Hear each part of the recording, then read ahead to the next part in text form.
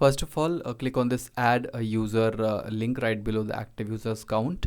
Once you do that, it will open an error window which says no more licenses are available. Click on buy more licenses link from this dialog box, and it will take you to another screen which has two options: Android management and Google workspace business plus. Click on that, and once you click, it will again take you to another page which says licenses, purchase more options.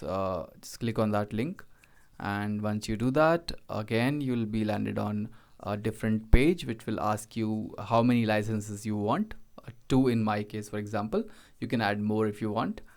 And if your card is like connected with this account, click on this continue button, and if your card is connected, it will deduct some money from your card and the licenses will be added. Just click on place order, and once you do that, it will show you a message that it's been added. Thank you for your purchase. And then let's go back and check if this has been added. So 2 are available, 16 are assigned, so the task has been done, and now I have 18 accounts in total. So thank you very much for watching.